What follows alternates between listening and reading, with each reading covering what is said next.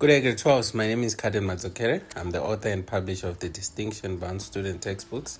And in this video, we're going to do a continuation of where we started.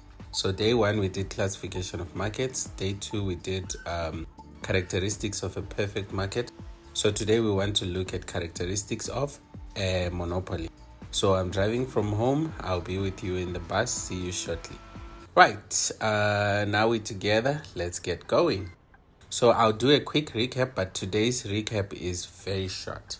All I'll do is I'll give you the 12 criteria in which markets are classified. But this is according to our syllabus. It doesn't mean, which one is our syllabus? Our South African syllabus for grade 12 learners. Okay, that's what I'm doing right now. All right. So it means if you are watching from anywhere else, you might be covering more or less than what we cover. Okay. But the subject is universal, so many of these will apply to you as well. All right, so we have number of firms, nature of products, entry, control over price, information. We have demand curve. We have the profit that a business makes in the long run. Is it economic profit or normal profit?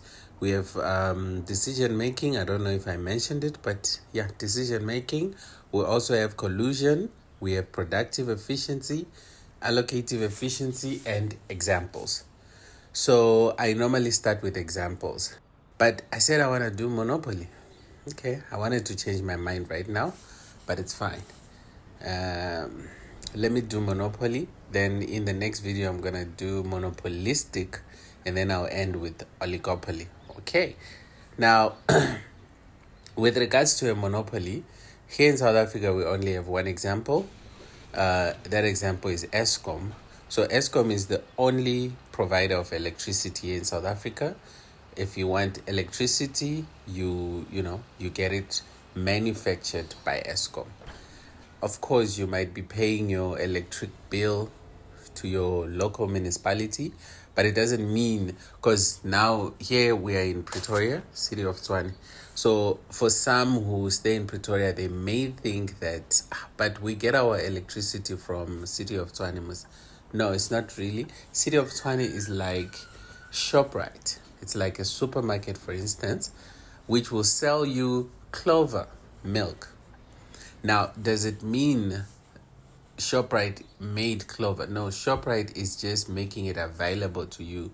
But the manufacturer, in this case, would be Clover. So the sole manufacturer for electricity in South Africa is Eskom. Yes, you may be paying your electricity bill by your local municipality, but it doesn't mean they are the ones that are making provision of that service. They are simply an intermediary. Let me put it that way. All right, so that clears it up. We said Eskom is the sole manufacturer. So when it comes to number of firms, it becomes easy. How many electricity manufacturers do we have in South Africa? The answer will be simple. It's Eskom 1. So number of firms, that's 1. Yesterday we did perfect. And how many farmers do we have in South Africa? We said there are many. So that's different from what we have today, which is a market with only one seller. So in this case, we are covering Eskom. In Zimbabwe, there is ZESA, Zimbabwe Electricity Supply Authority. But they changed to Zimbabwe Electricity Distribution Company, ZADC, I think. All right, then we have nature of product. How would you classify electricity as a product? I would say electricity is unique and it has no close substitute. And I know people will be like, but we can substitute electricity for, we can substitute electricity for solar, we can substitute it for gas and so on. But when you think about those substitutes, they are not as close as, there are certain things, like here you see we're driving around and we're crossing street lights.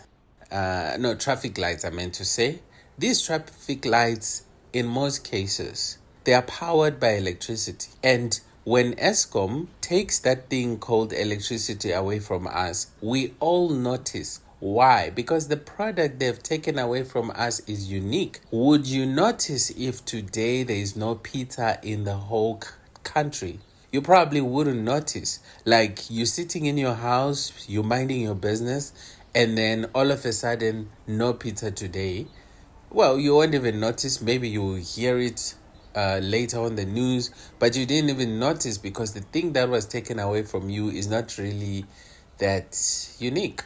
But electricity, the minute Eskom takes it away from us, we start seeing messages on our WhatsApp groups. Then we all realize that something has been taken away from us and we need it. And if you are on the road driving, you will experience traffic. And then when you get to a traffic light, then you will realize, oh, that's why. And that traffic light is powered by electricity. That's Eskom. So you will notice because that thing taken away from you is quite unique. Let me move fast. Entry is completely blocked into this kind of market structure because the government only wants one supplier in this case. So entry is blocked. And we'll cover later, not today though, like what causes this blockage. You will see that sometimes the blockage is natural, sometimes it's artificial. So we'll cover that. Then we have control over price. Now, if you are Eskom, the only supplier of electricity, you are going to become a price maker, unlike a perfect market who is a price taker. Then the next one, let me cover information. Surprisingly, information here is complete, just as much as it is complete for perfect. The demand curve for a monopoly is downward sloping, but relatively inelastic because of how unique the product is. If the product was heterogeneous, you'll see that elasticity would be elastic or relatively elastic. I'll explain this in depth in another video, but I did with my videos on graphs. Check them out. I have a whole playlist of graphs which cover what I'm covering now, but differently, because here what I'm covering is characteristics. Good day, grade 12s. My name is Carden Madzokere. I'm the author and publisher of the... Right, you heard it. Let's move on. The next one would be, let me talk about what? Profit in the long run. Now, this one I said is determined by entry. So entry in a monopoly is completely blocked. So it makes it easy for this market structure. Sorry to interrupt, Mr. Carden. I'm going to seat at the back. Okay, no problem. Right, I was saying it's easy to make economic profit in the long run. So economic profit is what they make. With perfect, we said normal profit because entry is blocked. The next one is decision making. Decision making by Eskom is independent. What we mean is, if Eskom makes a decision, their decisions will affect no one because there is no other manufacturer in this particular industry. Unlike oligopoly, but we haven't covered it, so let me leave oligopoly. But with perfect, we said there is no effect because it's like a drop in the ocean. A decision by one farmer will not affect the maize industry because that one farmer is just a drop in the ocean. And with Eskom, their decision is independent. There is no one to be affected. Then the next one is collusion. Eskom cannot sit down with Eskom and discuss how Eskom and Eskom can minimize competition between Eskom and Eskom. It's irrelevant. So collusion, firms discuss, try to minimize competition amongst themselves. But in this case, Eskom is the only, so they cannot collude with anyone because there is no one to collude with. The next one would be productive efficiency. Yes, Eskom is not productively efficient, and you agree with me. They are also not allocatively efficient, and you agree with me. All right. Thank you. That was quick. I don't know if it was quicker than the other one, but yeah. Thank you. I'll see you on the next side. Okay. Now I'm driving home. I'll see you again tomorrow. And just prepare for, we'll do monopolistic tomorrow. Thank you. God bless.